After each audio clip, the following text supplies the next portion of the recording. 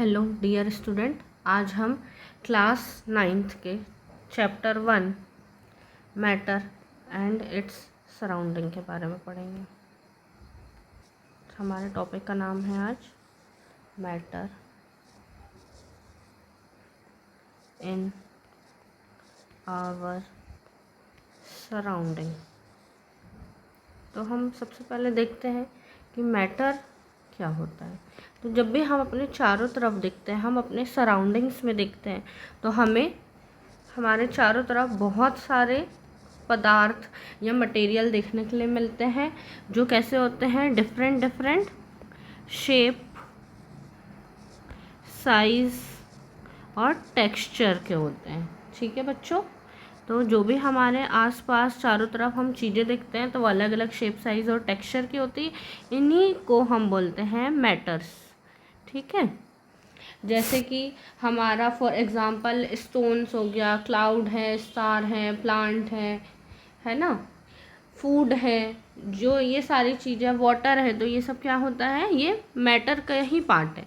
मतलब ये क्या कहते हैं, इन्हें पदार्थ ही कहते हैं। जो मैटर है, मैटर का क्या होता है, अपना एक मास होता है और मैटर का अपना वॉल्यूम भी होता है। ठीक है, तो आपको समझ में आया कि मैटर क्या है। तो जो हमारा टॉपिक है, सबसे पहले मैटर इन आवर सराउंडिंग, तो आपको क्लियर हुआ कि मैटर क्या होता है। ठीक है, अब नेक्स्ट है कि हम देखते हैं मैटर के फिज़िकल नेचर क्या क्या है। फिज़िकल नेचर क्या होता है बच्चों, हम फिज़िकल नेचर में उसकी बाहरी बनावट देखते हैं कि वो किस साइज़ का है, शेप का है, या वो देखने में कैसा है, उसमें क्या क्या बाहर से देखने वाली प्रॉपर्टीज़ है, उसे हम किस में कंसाइडर करते हैं, फिज़िकल नेचर में। तो सबसे पहले हम देखते हैं कि मैटर हमारा किससे मिलके बना होता है। तो जो मैटर है हमारा, वो किससे मिलके बना होता है। Matter is made up of particles. ठीक है, तो जो भी हमारे मैटर्स हैं वो क्या होते हैं, छोटे छोटे पार्टिकल्स होते हैं, उनसे मिलके क्या बनता है, पूरा हमारा एक तत्व, मैटर, जो जिसे कहते हैं पदार्थ, वो बनता है। ठीक है, जैसे फॉर एग्ज़ाम्पल अगर हम वाटर में हम ऐड करते हैं शुगर को, ठीक है, शुगर है, या फिर हम इसी में क्या ऐड कर दें, सॉल्ट ऐड कर दें, तो ये सब भी क्या है, छोटे छोटे शुगर और सॉल्ट क्या है, छोटे छोटे पार्टिकल से मिलके बने रहते हैं। तो क्या होता है कि फिज़िकल नेचर की बात करते हैं तो सबसे पहले कि जो भी हमारा मैटर है वो क्या होता है, पार्टिकल से मिलके बना होता है। That is clear. सेकेंड है, जो भी हमारे पार्टिकल्स होते हैं उनके बीच में क्या होता है बच्चों, particles have space between them. Suppose हमारे पास ये मैटर के ये जो पार्टिकल्स हैं, तो ये पार्टिकल्स के बीच में क्या होगा बच्चों, थोड़ा थोड़ा स्पेस होगा। अब अगर हम स्पेस की बात करें तो हम जब अभी आगे पढ़ेंगे कि हमारा जो मैटर है वो 3 टाइप्स के होते हैं, सॉलिड, लिक्विड, गैस, तो उसमें जो है अभी हम अरेंजमेंट देखेंगे पार्टिकल्स के बीच में स्पेस कैसा रहता है। ठीक है, तो अभी आपको यही याद रखना है कि जो भी हमारे पार्टिकल्स हैं उनके बीच में क्या होगा, स्पेस होगा, मतलब गैप होगी, कुछ ना कुछ खाली जगह ज़रूर होगी। थर्ड, अगर हम प्रॉपर्टी की बात करें, मतलब फिज़िकल नेचर की बात करें, तो हमारा जो पार्टिकल्स हैं वो पार्टिकल्स क्या करते हैं, एक दूसरे को अट्रैक्ट करते हैं। पार्टिकल्स जो हैं अट्रैक्ट ईच अदर। तो पार्टिकल्स क्या होते हैं, हमेशा एक दूसरे को अट्रैक्ट करते हैं। आपने सुना भी होगा कि पॉजिटिव वाला हमेशा क्या करता है, नेगेटिव वाले की तरफ अट्रैक्ट होता है। मीन्स कि जो भी हमारे पास पार्टिकल्स हैं उनके बीच में कुछ ना कुछ फोर्स ऑफ अट्रैक्शन होता है, जिससे क्या होता है, फोर्स ऑफ अट्रैक्शन होता है, जिससे क्या करते हैं, वो एक दूसरे को अपनी तरफ खींचते हैं, एक दूसरे को अपनी तरफ अट्रैक्ट करते हैं। अगर नेक्स्ट अब हम बात करें तो क्या हो जाता है, एक तो अभी हमने जो देखा 3 वो क्या थे, उसका फिजिकल नेचर था। अब हम बात करते हैं स्टेट ऑफ मैटर की, कि मैटर किस किस स्टेट में मिलता है। तो हमने मोस्टली सबसे ज़्यादा मोस्ट कॉमन 3 टाइप्स देखा है कि सॉलिड, लिक्विड एंड गैस। जो भी हमारे मैटर हैं वो मेनली 3 टाइप्स के होते हैं, कि सॉलिड होता है, लिक्विड होता है और गैस होता है। सॉलिड आपने देखा है, सॉलिड का एग्जांपल क्या हो जाएगा हमारा, जैसे कि चेयर हो गया, टेबल हो गया, अलमीरा हो गई, ठीक है, जैसे ये सब क्या है, सॉलिड थिंग्स के एग्जांपल। अगर हम लिक्विड की बात करें तो लिक्विड में क्या आ जाता है, मिल्क आ जाता है, ऑयल आ जाता है, वाटर आ जाता है, ये सब क्या है, लिक्विड है। गैस की बात करें हम तो गैस में क्या हो जाएगा, एयर हो जाएगा, फिर ऑक्सीजन हो जाएगा, नाइट्रोजन हो जाएगा, ये सब क्या है, हमारे गैसियस फॉर्म होते हैं। ठीक है, अब हम 1 बाय 1 सॉलिड, लिक्विड और गैसियस स्टेट की बात करते हैं। ठीक है, तो सबसे पहले हम देखते हैं सॉलिड स्टेट। तो सॉलिड स्टेट में हमें क्या क्या प्रॉपर्टीज़ देखने के लिए मिलती है। तो सबसे पहले तो ये होगा कि जो भी हमारा सॉलिड मैटर है, सॉलिड मैटर का हमारा सबसे पहली तो प्रॉपर्टी होगी कि एक डेफिनेट क्या होगा, उसका एक शेप होगा। अगर हम बात करें जो भी सॉलिड मैटर होता है उसका कोई ना कोई शेप, एक फिक्स शेप, डेफिनेट शेप मतलब एक फिक्स शेप होता ही होता है। नेक्स्ट अगर हम बात करें कि उसमें क्या होता है, एक फिक्स्ड वॉल्यूम होती है। ठीक है, वॉल्यूम भी उसकी क्या होगी, फिक्स्ड होगी, और उसकी क्या होगी, एक डिस्टिंक्ट बाउंड्रीज होती है, डिस्टिंक्ट बाउंड्रीज होती है। ठीक है, जिसके अंदर ही वो सॉलिड हमारा कहलाता है कि हाँ जो भी हमारे पास है वो क्या है, सॉलिड होता है। फिर क्या प्रॉपर्टीज़ रहती हैं, एक उसकी नेग्लिजिबल कंप्रेसिबिलिटी होती है। नेग्लिजिबल कंप्रेसिबिलिटी मीन्स होता है कि हम उसे कंप्रेस नहीं कर पाते हैं। ठीक है, उसके बाद एक और होता है कि सॉलिड के पास टेंडेंसी रहती है कि वो अपना शेप क्या करे, मेंटेन करके रखता है, कि हम उस पर कितना भी फोर्स क्यों ना लगाए, जो सॉलिड है वो अपना शेप नहीं बदलता है। ठीक है, और सॉलिड जो है ब्रेक भी हो जाता है फोर्स से, बट वो अपना शेप बहुत ज़्यादा चेंज नहीं करता है। वो मेनली क्या होते हैं, रिजिड होते हैं। क्या होते हैं बच्चे, सॉलिड्स मेनली रिजिड होते हैं। ओके, देन अब हम नेक्स्ट बात करते हैं, अगर हम सेकेंड लिक्विड स्टेट की बात करते हैं।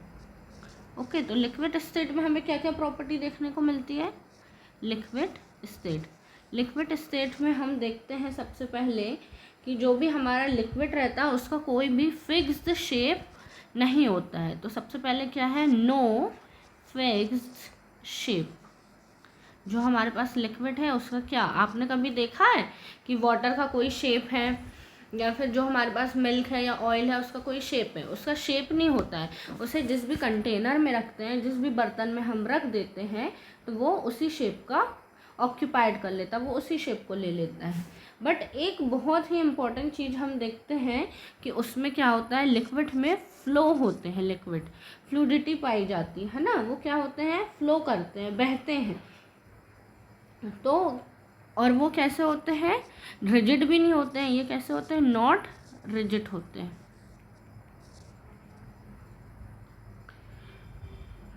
और हमें ये पता है कि उसका कोई शेप नहीं होता है, बट उसका एक फिक्स्ड वॉल्यूम हमेशा होता है।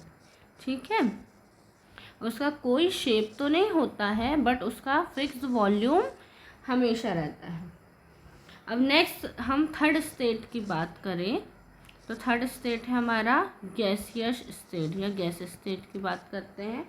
तो गैसेस में क्या होता है कि हम देखते हैं मेनली कि जो भी हमारा गैसेस है, फॉर एग्जांपल गैस इसमें है ऑक्सीजन है, कार्बन डाइऑक्साइड है, ये कैसी है, हमारे एसेंशियल गैसेस होती है।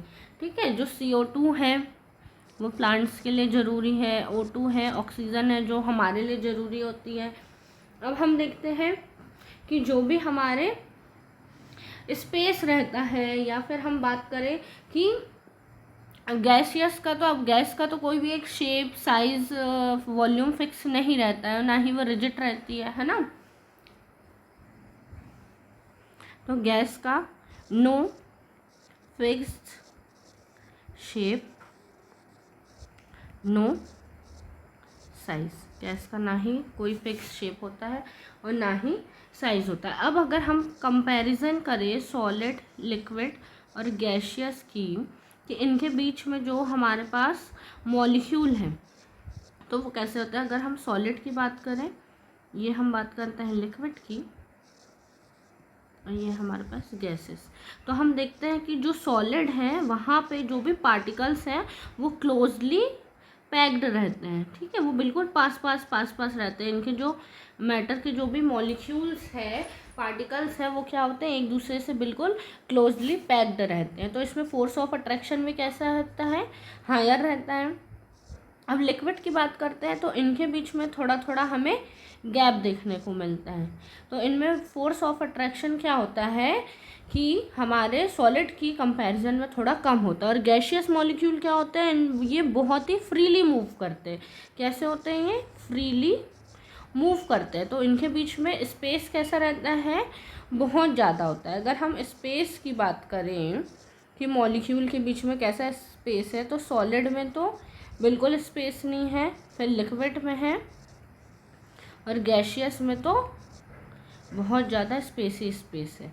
और अगर हम पार्टिकल की बात करें, फोर्स ऑफ अट्रैक्शन की बात करें, फोर्स ऑफ अट्रैक्शन, तो फोर्स ऑफ अट्रैक्शन सबसे ज़्यादा किस में रहेगा, सॉलिड में रहेगा, देन हमारा लिक्विड में रहेगा, और देन हमारा रहेगा गैशियस में। फोर्स ऑफ अट्रैक्शन मीन्स कि जो भी हमारे पार्टिकल्स है वो एक दूसरे से कैसे टाइटली पैक्ड है, कितना पास पास है। ठीक है, तो बच्चों आपको यहाँ तक कोई कन्फ्यूज़न, आपको कोई प्रॉब्लम तो नहीं है। अब हम गैस की बात करते हैं, तो जो गैस रहती है वो हाईली कंप्रेसिबल रहती है। ठीक है, गैशियस जो है, गैस की बात करते हैं तो गैस कैसी होती है, हाईली कंप्रेसिबल होती है। हाईली कंप्रेसिबल मीन्स क्या होता है कि हम उसको क्या करते हैं, कंप्रेस करके हम उसे फॉर्म में, किसी दूसरे फॉर्म में चेंज कर सकते हैं। जैसे कि हमने नाम सुना होगा LPG। LPG का फुल फॉर्म क्या है बच्चों, लिक्विड पेट्रोलियम गैस। LPG का फुल फॉर्म क्या है, लिक्विड पेट्रोलियम गैस। तो हम देखते हैं कि हमारे घरों में जो सिलेंडर यूज़ होता है खाना बनाने के लिए, वो क्या रहता है, वो रहता है लिक्विड फॉर्म में है। बट जब हम उसको जैसे ही उसका नॉब रेगुलेटर से ऑन करते हैं तो वो क्या होता है, गैशियस फॉर्म में चेंज हो जाता है। तो मतलब कि हम उसे क्या करते हैं, कंप्रेसिबल करते हैं, लिक्विफाई करते हैं गैशियस को। ओके, ऐसे ही एक है हमारे CNG।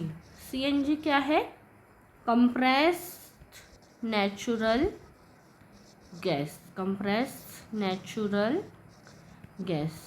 इसका यूज़ आजकल हम पेट्रोल और डीजल के स्थान पे कर रहे हैं। अब उसकी जगह आजकल हम देख रहे हैं CNG फ्यूल, CNG बाइक आ गई है, CNG जो कार्स आ गई हैं, तो ये क्या कर रही है, पेट्रोल और डीजल की जगह ले रही है। अब इनकी हाई कंप्रेसिबिलिटी रहती है, तो क्या होता है कि लार्ज वॉल्यूम ऑफ गैस जो है हम उसको छोटे छोटे सिलेंडर्स में क्या करते हैं, कंप्रेस कर लेते हैं, और ट्रांसपोर्ट करने के लिए भी क्या होता है, ये इजी हो जाता है। जिससे कि हमारे जो किचन में कुकिंग के लिए, या फिर हमें क्या करना है, अगर कहीं पे ट्रैवल करना है, तो इसका आजकल यूज़ करके हम क्या हो रहा है, ये सारी चीज़ें ईजी हो जा रही हैं। ठीक है, अब नेक्स्ट हम बात करते हैं कि हमारा एक क्लास 9th में ही हेडिंग है, मतलब सब टॉपिक है कि can matter change it's state. क्या जो हमारे पास मैटर है क्या हम उसका स्टेट चेंज कर सकते हैं?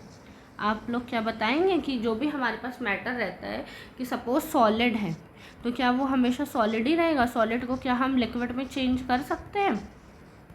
तो इसका आंसर है येस। हम देखते हैं कि सॉलिड जो है लिक्विड में चेंज हो जाता है। फॉर एग्जांपल जो हम आइस देखते हैं, आइस क्यूब रहता है हमारे, है ना, तो अगर हम उसको थोड़ी देर बाहर रख देते हैं तो वो क्या होता है, रूम टेम्परेचर में आके वो किस में चेंज हो जाता है? वाटर में, लिक्विड में चेंज हो जाता है। तो यस जो है हमारा can matter change it state, तो यस मैटर के can change it state, matter अपना जो स्टेट है वो चेंज कर सकता है। वैसे ही अगर हम बात करें सपोज कोई लिक्विड है तो लिक्विड को भी हम क्या कर सकते हैं? गैस में कन्वर्ट कर सकते हैं, चेंज कर सकते हैं। ठीक है, तो it is general process. General process नहीं बोल सकते हैं बट येस हम सॉलिड, लिक्विड और गैस को क्या कर सकते हैं? चेंज कर सकते हैं। अब बच्चों हम थोड़े थोड़े कुछ टर्मिनोलॉजी देखते हैं जो हमारे सिलेबस में। सबसे पहले है मेल्टिंग पॉइंट। तो क्या आपने इससे पहले मेल्टिंग पॉइंट वर्ड सुना था? मेल्टिंग पॉइंट क्या होता है? ऐसा टेम्परेचर जब हमारा जो भी सॉलिड है, ठीक है, जो सॉलिड है वो हमारा किस में चेंज हो जाता है? लिक्विड में चेंज हो जाता है। तो सपोज़ क्या होता है कि जब भी हम किसी सॉलिड को टेम्परेचर दिया जाता है, मतलब कि उसका टेम्परेचर हम जब इंक्रीज़ करते हैं तो क्या होता है कि जो भी हमारे सॉलिड के पार्टिकल्स हैं उनकी काइनेटिक एनर्जी भी क्या होती है? इंक्रीज़ होने लगती है। ठीक है, तो जब भी हमारे जो भी पार्टिकल्स हैं उनकी काइनेटिक एनर्जी इंक्रीज़ होने लगती है तो वो क्या होते हैं? पार्टिकल्स वाइब्रेटिंग करने लगते हैं with a great speed. Great speed के साथ क्या? वाइब्रेटिंग करने लगते हैं।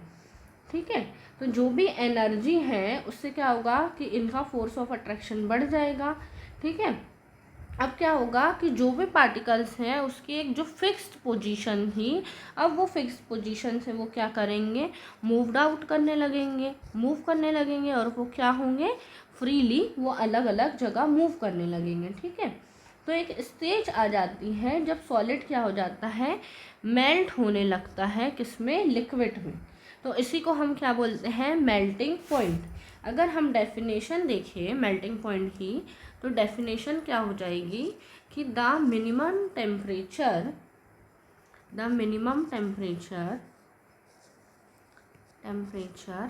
Eight which a solid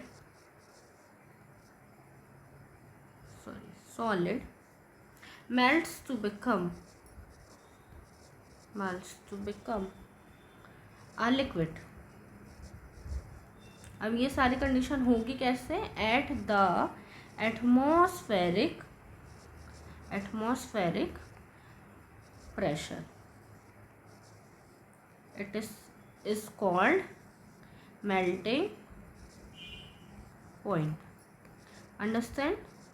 means कि एक ऐसा मिनिमम टेम्परेचर जहाँ पे क्या हो जाएगा? अब सॉलिड जो है मेल्ट होके लिक्विड स्टेट में कन्वर्ट हो जाएगा, उस स्टेट को बोलते हैं हम मेल्टिंग पॉइंट। अगर अब हम मेल्टिंग पॉइंट देखें आइस का मेल्टिंग पॉइंट क्या होता है? 273.15 केल्विन क्या है बच्चों? केल्विन टेम्परेचर को मेज़र करने की एसआई यूनिट है।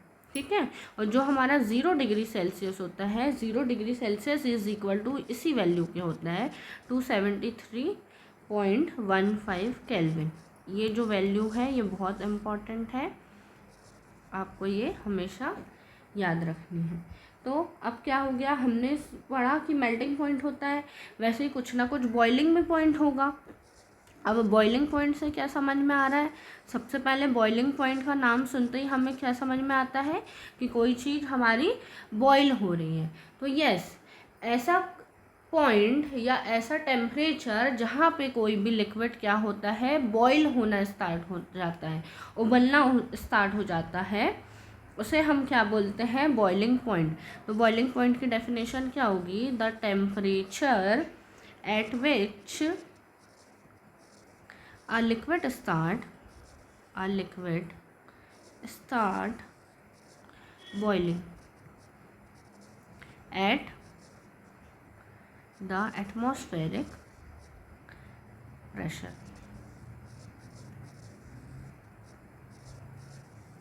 Is called boiling point. ठीक है, अब बॉइलिंग पॉइंट कैसी है? बॉइलिंग पॉइंट हमेशा क्या होती है? एक बल्क फिनोमिनन है। ये बात याद रखना, बॉइलिंग पॉइंट क्या है? एक बल्क फिनोमिनन है। बल्क फिनोमिनन क्या होता है बच्चों? बल्क फिनोमिनन मतलब कि वो हमेशा एक बल्क में होती है। मीन्स कि जब कंटेनर है, किसी भी कंटेनर है, उसको हम बॉईल कर रहे हैं, कंटिन्यू हम उसे उबाल रहे हैं, तो जब डेफिनेट टेम्परेचर आ जाएगा, उस टेम्परेचर के बाद ही क्या होता है? वो बॉईल होना स्टार्ट होता है। जैसे कि अगर हम वाटर की बात करें तो वाटर का बॉइलिंग पॉइंट क्या होता है? 100 डिग्री सेल्सियस होता है। 100 डिग्री सेल्सियस मीन्स 273 केल्विन। आपको केल्विन में भी कुछ कुछ यूनिट्स लर्न रखनी है। ठीक है, आपको इतना समझ में आया? अब उसके बाद देखते हैं हम latent heat of energy. Latent heat of energy क्या होती है बच्चों? तो लेटेंट हीट ऑफ एनर्जी होता है बच्चों जो भी हम हमारे सब्सटेंसेस को एनर्जी या हीट प्रोवाइड करते हैं। लेटेंट जो वर्ड है, लेटेंट वर्ड जो होता है उसका मीनिंग होता है हिडन। मीन्स कि चीज़ें हमें दिखती नहीं है बट हम वहाँ पे एनर्जी कुछ ना कुछ तो रिलेटेड रहेगी। अब एक वर्ड आता है हमारा लेटेंट हीट ऑफ फ्यूज़न। क्या वर्ड आता है? Latent heat of fusion. तो what is latent heat of fusion? तो the amount of heat energy that is required to change 1 kg of solid into liquid. Means कि हमारे पास 1 kg solid है, इसको हमें किस में कन्वर्ट करना है? लिक्विड में कन्वर्ट करना है। तो हमें जो भी एनर्जी रिक्वायर्ड होगी, जो भी हमें एनर्जी चाहिए, ठीक है, तो उसे हम क्या बोलेंगे? Latent heat of fusion. मैं एक बार फिर से आपको इसकी डेफिनेशन क्लियर करती हूँ। The amount of heat energy that is required to change 1 kg of solid into liquid at atmospheric pressure at its melting point is known as latent heat of energy, latent heat of fusion, sorry. तो जो भी हमारा melting point रहता है, एक melting point है, melting point एक atmospheric pressure तक ही वर्क करता है। मीन्स अगर हम उस टेम्परेचर तक पहुंच जाएंगे, सपोज़ कि कोई हमारा 50 नहीं, सॉरी, अगर हमारे पास कोई लिक्विड है, हमें पता है जैसे कि सपोज़ आइस है, तो आइस कितने टेम्परेचर पे मतलब मेल्ट होना स्टार्ट हो जाता है? जैसे कि रूम टेम्परेचर, सपोज़ हमारा 25 डिग्री है या 27 डिग्री सेल्सियस है, अगर हम नॉर्मल टेम्परेचर में रखते हैं तो हमारा आइस मेल्ट होने लग जाता है। तो वो बोल रहा है कि हमारे पास 1 kg सॉलिड है, उसे हमें पूरा किस में कन्वर्ट करना है? लिक्विड में कन्वर्ट करना है। ठीक है, और कंडीशन हमारी ये रहेगी कि हमारा एटमॉस्फेरिक प्रेशर रहेगा और जो भी उसका मेल्टिंग पॉइंट है, जो भी उसका मेल्टिंग पॉइंट है गिवन है, उसी पे वर्क करना है। तो हमारे पास 1 kg सॉलिड को हम जब लिक्विड में कन्वर्ट करेंगे तो वो होता है हमारा latent heat of fusion. Okay, understood बच्चों? नेक्स्ट वैसे ही हमारे पास एक और वर्ड आ जाएगा, लेटेंट हीट ऑफ वेपोराइजेशन। क्या वर्ड आएगा? Latent heat of vaporization. Vaporization means, vapour means आप समझते हैं कि क्या होता है? वेपर क्या होती है? जो भी हमारी भाप होती है। अगर आप देखते होंगे जब हम पानी को बॉईल करते हैं, जब हमारा पानी अपने बॉइलिंग पॉइंट में पहुंच जाता है, मीन्स 100 डिग्री सेल्सियस में पहुंच जाता है, तो वो क्या होता है? बॉईल होने लगता है, उबलने लगता है। और अगर हम उसको और ज़्यादा हीट देते हैं तो क्या होता है? वो वेपर में कन्वर्ट हो जाता है। मीन्स कि हमारा लिक्विड था, अब वो क्या हो गया? ऐसे धुआं के फॉर्म में निकलने लगा, तो उसे ही हम क्या बोलते हैं? वेपर बोलते हैं। तो लेटेंट हीट ऑफ वेपराइजेशन क्या होगी? इसकी डेफिनेशन होगी हीट एनर्जी, ऐसी हीट एनर्जी, एक minute, heat energy that is required to change 1 kg of liquid to gas. अभी हम क्या कर रहे थे? लेटेंट हीट ऑफ फ्यूजन में 1 kg सॉलिड को हम लिक्विड में चेंज कर रहे थे। अब हम क्या कर रहे हैं? Heat energy required to change 1 kg of a liquid to gas. ये भी कैसी होगी? Eight ATM। ATM मीन्स होता है बच्चों atmospheric pressure at its boiling point. अब हम बात कर रहे हैं बॉइलिंग पॉइंट की, क्योंकि यहाँ पे हीट ऑफ वेपराइजेशन है, इसीलिए यहाँ पे हम वर्ड लिख रहे हैं बॉइलिंग पॉइंट। वेपर कब बनेगी? जब हम किसी चीज़ को बॉईल करेंगे तभी तो वो वेपर बनेगी, इसलिए हमने लिखे हैं लेटेंट हीट ऑफ वेपराइजेशन। तो डेफिनेशन क्या हुई? Heat energy required to change 1 kg of liquid to gas at atmospheric pressure at its boiling point. तो ये क्या हुई हमारी लेटेंट हीट। नेक्स्ट हम बात करते हैं, अब हमें समझ में आ गया कि मेल्टिंग पॉइंट क्या होता है, बॉइलिंग पॉइंट क्या होता है, लेटेंट हीट ऑफ वेपराइजेशन क्या होता है, लेटेंट हीट ऑफ हमारा क्या फ्यूज़न क्या होता है। नेक्स्ट वर्ड हम नेक्स्ट हम टॉपिक जो डिस्कस कर रहे हैं अब वो है एक इवोपोरेशन। क्या वर्ड है बच्चों? इवोपोरेशन। इवोपोरेशन क्या होता है? अब इवोपोरेशन मीन्स कि हमें अब पार्टिकल्स को हम इतनी एनर्जी दे रहे हैं कि वो किस में चेंज हो जाए? लिक्विड से गैस में चेंज हो जाए। ठीक है, तो इवोपोरेशन क्या होती है? और हाँ, और एक और है कि इवोपोरेशन जो है एक हमारा सरफेस फिनोमेनन होता है। इवोपोरेशन कैसा फिनोमेनन है? Surface phenomenon. और हमने पढ़ा था बॉइलिंग पॉइंट। बॉइलिंग पॉइंट कैसा फिनोमेनन था? बल्क फिनोमेनन था। तो इवोपोरेशन की क्या डेफिनेशन हुई? ये particles from the surface gain या get enough energy to overcome the force of attraction present in the liquid and change into vapour state. हम देखते हैं कि जो भी हमारा लिक्विड है वो किस में डायरेक्टली कन्वर्ट हो जाए, चेंज हो जाए हमारा गैशियस फॉर्म में, तब हम उसे बोलेंगे कि हमारा क्या हो गया है? अब इवोपरेशन हो गया है। हमारा जो भी सब्सटेंसेस है या मैटर है उसका क्या हो गया है? इवोपरेशन हो गया है। अब इवोपरेशन को कौन कौन से फैक्टर्स अफेक्ट करते हैं, तो हम देख रहे हैं अब फैक्टर्स अफेक्टिंग इवोपरेशन। तो इवोपरेशन को कौन कौन से सब्सटेंसेस अफेक्ट करेंगे? सबसे पहले आता है इंक्रीजिंग सरफेस एरिया। क्या आता है बच्चों? Increase of surface area. तो जब भी हम क्या करते हैं, सरफेस एरिया को इंक्रीज करते हैं, ठीक है, जैसे ही हमारा सरफेस एरिया क्या होगा? इंक्रीज होगा, तो इवोपरेशन भी क्या होगा? इंक्रीज होगा। मैं शॉर्ट में लिख रही हूँ, सरफेस एरिया इंक्रीज, एरो है ये अप पोजीशन में अपेंड है, तो मीन्स इंक्रीज, तो हमारा जो इवोपरेशन है वो भी क्या होगा? इंक्रीज होगा। अगर अपन एग्जांपल की बात करें कि जैसे कि हम क्या करते हैं, क्लोथ्स को हम फैला के रखते हैं, जैसे फैलाते हैं तो वो क्या होता है? जल्दी से ड्राई हो जाता है।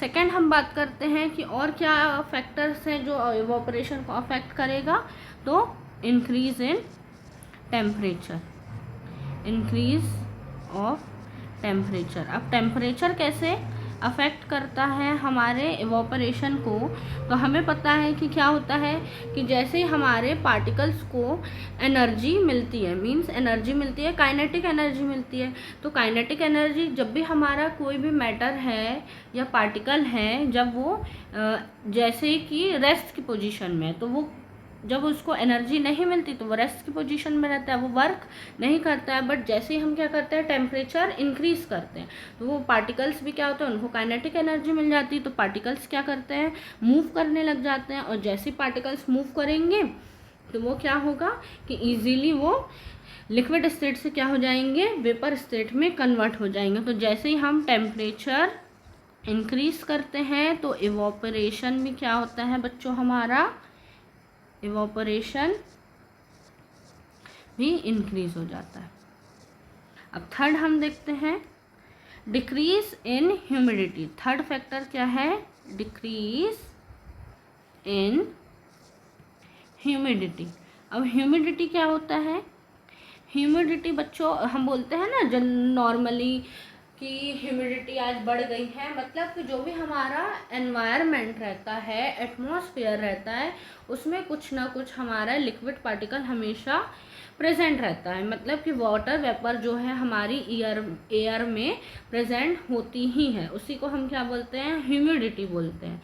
अब क्या होता है कि वो एक गिवन टेम्परेचर तक, डेफिनेट टेम्परेचर तक ही वो हमारा वाटर वेपर को होल्ड करके रखता है, अमाउंट ऑफ हीट को या अमाउंट ऑफ वाटर को वो क्या करता है कि होल्ड करके रखता है। जैसे ही क्या करते हैं हम, हमारी एयर में अगर वाटर हाई हो जाता है ना, तो वो क्या होगा, ह्यूमिडिटी मतलब कि इवोपरेशन क्या होगा, हमारा डिक्रीज़ हो जाएगा। मतलब कि कहने का मतलब ये है कि जैसे हम ह्यूमिडिटी को मीन्स ह्यूमिडिटी बढ़ती है, इंक्रीज़ होती है ह्यूमिडिटी, तो हमारा क्या होगा, इवोपरेशन डिक्रीज़ होगा और हमारे जो भी है लिक्विड स्टेट से हमारा वेपर स्टेट में मैटर कन्वर्ट नहीं होगा। मीन्स कि ह्यूमिडिटी से अगर ह्यूमिडिटी इंक्रीज़ होगी, ह्यूमिडिटी इंक्रीज, तो हमारा इवोपरेशन क्या होगा, इवोपरेशन की जो प्रोसेस है वो क्या होगी, डिक्रीज होगी। नेक्स्ट हम बात करते हैं विंड स्पीड। जो हमारी विंड की स्पीड है, विंड की स्पीड हमारी कैसे अफेक्ट करती है वेपराइजेशन को। तो हम जब भी देखते हैं कि अगर तेज़ हवा चलती है तो हमारी चीज़ें जो हैं जल्दी से क्या होती है, ड्राई होती है, सूखती है। अगर हम कपड़ों की बात करते हैं तो तेज़ हवा में क्या होता है कि हमारे कपड़े जल्दी जल्दी सूख जाते हैं, dry faster on windy day. तो क्या होता है कि जैसे ही हम विंड की स्पीड जो है इंक्रीज़ करते हैं, विंड स्पीड को हम इंक्रीज़ करते हैं, तो क्या होता है, हमारा इवोपरेशन भी क्या होगा, इंक्रीज होगा, इवोपरेशन भी इंक्रीज होगा। तो ये 4 फैक्टर्स थे जो हमारे किसको, इवोपरेशन को अफेक्ट करते थे। ठीक है, तो अभी तक आपको बच्चों यहाँ पे तक कोई कन्फ्यूज़न तो नहीं है, कुछ प्रॉब्लम तो नहीं है। नेक्स्ट अब हम बात करते हैं, हमारा बिल्कुल एंड हो रहा है जो हमारा चैप्टर था 9th में, मतलब फर्स्ट जो चैप्टर था, अब हम बिल्कुल एंड तक पहुँच गए हैं। वहाँ पे हमारे क्वेश्चन चैप्टर में दो क्वेश्चन हाईलाइटेड हैं कि why should we wear cotton clothes in summer, why should we wear cotton clothes in summer. तो इसका आंसर आप लोग क्या जानते हैं कि वाटर वेपर जो है, तो बच्चों हम कॉटन क्लोथ्स ही समर में क्यों ज़्यादा प्रेफर करते हैं, तो हम कॉटन क्लोथ्स ही समर में इसलिए ज़्यादा प्रेफर करते हैं क्योंकि इसमें भी हम इवोपरेशन का ही फिनोमिनन देखते हैं कि क्या होता है, इवोपरेशन में जो हमारे पार्टिकल्स हैं वो क्या करते हैं, सरफेस से जो भी लिक्विड है उनको वो इवोपरेट कर लेते हैं, एब्जॉर्ब कर लेते हैं और वो किस में कन्वर्ट हो जाते हैं, वेपर में कन्वर्ट हो जाते हैं। ठीक है, तो उससे क्या होता है कि जो भी हमारी बॉडी या फिर जो बॉडी रहती है वो कूल फील होने लगती है। तो जब हम कॉटन क्लोथ्स पहनते हैं तो जो कॉटन होता है वो एक गुड एब्जॉर्बर की तरह काम करता है। कॉटन क्या करता है कि हमारा जो भी सराउंडिंग है उसका जो भी लिक्विड या ह्यूमिडिटी है उसको एब्जॉर्ब कर लेता है और स्वेटिंग को, है ना, और इससे क्या होता है, उसमें एब्जॉर्वेशन हो जाता है और हमें कूल सा थोड़ा रिलैक्सेशन फील होने लगता है। इसीलिए हम समर में कॉटन क्लोथ्स प्रेफर करते हैं। अब नेक्स्ट है हमारी बुक में हमें एक और मतलब हमने अभी तक तो स्टेट ऑफ मैटर में 3 मैटर्स की स्टेट पढ़ी थी, सॉलिड, लिक्विड, गैस, बट हमारी 9th NCERT में हमें 2 स्टेट और बताया गई है, एक प्लाज्मा और एक है हमारी बोस आइंस्टीन कंडेंसेट। ठीक है, बोस आइंस्टीन कंडेंसेट। तो हम इनके बारे में भी थोड़ा सा डिस्कशन कर लेते हैं। तो प्लाज्मा क्या है, प्लाज्मा बेसिकली सॉलिड, लिक्विड और गैस के बाद हमारी 4 स्टेट हो जाती है। तो प्लाज्मा में क्या होता है, जो भी हमारे आयनाइज्ड गैसेस रहती हैं, उसमें पार्टिकल्स कैसे रहते हैं हमारे, आयनाइज्ड गैस रहती है। तो आजकल हम जो देख रहे हैं कि हाँ बहुत ज़्यादा हम नियॉन बल्ब देख रहे हैं, ठीक है, नियॉन बल्ब देख रहे हैं और फ्लोरोसेंट ट्यूब्स देख रहे हैं, कलर कलर के हम अपने आसपास या पार्टीज़ वगैरह में देखते हैं कि बहुत कलरफुल से आजकल ब्राइट ब्राइट से नियॉन वाले जो हमारे बल्ब आ गए हैं। तो यही क्या है, प्लाज्मा, एक्चुअली ये प्लाज्मा स्टेट से ही बने रहते हैं। तो ये हमारे जो सुपर एनर्जेटिक और सुपर एक्साइटेड जो पार्टिकल्स होते हैं, ठीक है। तो उसमें क्या होते हैं, जो हमारे फ्लोरोसेंट ट्यूब रहती हैं और जो हमारे नियॉन गैसेस एक्चुअल में इनमें फिल रहती है, जो हमारे नियॉन बल्ब्स है और फ्लोरोसेंट ट्यूब है इनमें हीलियम गैस, हमारी जो भी अदर नियॉन गैसेस जो हैं वो फिल रहती हैं और ये आयनाइज्ड हो जाती हैं। जैसे हम इसमें इलेक्ट्रिक एनर्जी देते हैं तो ये क्या हो जाते हैं, चार्ज पार्टिकल्स आयनाइज्ड हो जाते हैं और ये बहुत ही प्यारा सा ग्लो करने लगते हैं, ठीक है। तो ये है हमारी प्लाज्मा स्टेट। इसके बाद एक और है हमारी बोस आइंस्टीन कंडेंसेट, ये हमारी, हम इसको फिफ्थ स्टेट बोल सकते हैं मैटर की। तो इसमें क्या होता है, जो साइंटिस्ट थे हमारे, दो साइंटिस्ट एस.एन. बोस और अल्बर्ट आइंस्टीन, ये दोनों ने मिलके एक new state of matter discover की थी जिसको हम बोल रहे थे बोस आइंस्टीन कंडेंसेट। तो इसी पे आगे फिर वर्क हुआ था, 2001 तक इसमें रिसर्च चली है और इससे में ये पता चला है जो बोस आइंस्टीन कंडेंसेशन है या बीईसी जो है, उसमें क्या होता है, कूलिंग गैसेस रहती है, वो उनकी बहुत ही लो डेंसिटी रहती, क्या रहती है, कूलिंग गैसेस हैं और इनकी लो डेंसिटी है, तो इनकी जो मतलब कि इतनी लो डेंसिटी रहती है कि 100,000 जो भी डेंसिटी है नॉर्मल एयर से इतनी लो रहती है, ठीक है। मतलब इनका टेम्परेचर भी क्या रहता है, सुपर लो टेम्परेचर पे है ये, ठीक है। तो ये थी बोस आइंस्टीन कंडेंसेट स्टेट। इसमें अभी मतलब इसके बारे में और डिटेल में पढ़ने के लिए हम स्टडी नेट में देख सकते हैं। तो ये था आज का हमारा टॉपिक। आई होप आपको ये समझ में आया होगा। बच्चों, बुक में तो हमारे बहुत सारी एक्सरसाइज दी है, जिनको पूरी एक्सरसाइज को करना तो हमारे लिए थोड़ा सा टफ है, मीन्स क्वेश्चन आंसर भी है, बट हम एक इम्पॉर्टेंट है, कन्वर्जन है, कन्वर्ट करना है हमारा, ये मैं आपको बताती हूँ। कन्वर्ट टेम्परेचर है जो कि हमें केल्विन से सेल्सियस में कन्वर्ट करना है, केल्विन टू सेल्सियस और सेल्सियस टू केल्विन। तो सबसे पहले अगर हम बात करें, फॉर्मूला देख रहे हैं हम, फॉर्मूला देखते हैं। तो जब हमारे पास सेल्सियस में टेम्परेचर गिवन है, मतलब सेल्सियस अगर हमें फाइंड करना है, तो हम क्या करेंगे, जो भी केल्विन है माइनस करेंगे हम 273.15 से, ठीक है। तो ये हमारा सेल्सियस फाइंड करने के लिए फॉर्मूला है। फॉर एग्जांपल कि हमारे पास टेम्परेचर है 293 केल्विन, 293 केल्विन को हमें किस में कन्वर्ट करना है, सेल्सियस में कन्वर्ट करना है। तो हम यहाँ 293 माइनस कर देंगे 273.15, तो इसको माइनस करने पर आएगा 19.85 डिग्री सेल्सियस। तो ये क्या हो गया, हमारा टेम्परेचर सेल्सियस में कन्वर्ट हो गया। वैसे ही अगर हमें कन्वर्ट करना है किसके लिए, केल्विन के लिए, तो केल्विन के लिए क्या फॉर्मूला है बच्चों, केल्विन के लिए हम सेल्सियस में प्लस कर देंगे 273.15 को, ठीक है। अब फॉर एग्ज़ाम्पल इसका भी हम एक एग्ज़ाम्पल देख लेते हैं। फॉर एग्ज़ाम्पल सपोज़ हम ले रहे हैं 25 डिग्री सेल्सियस, ठीक है।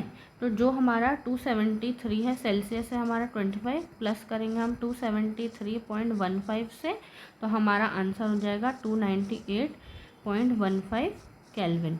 तो ये है हमारा सेल्सियस और केल्विन में टेम्परेचर को कन्वर्ट करने का वैल्यू फॉर्मूला। आई होप आपको आज का वीडियो पसंद आया होगा। Thank you.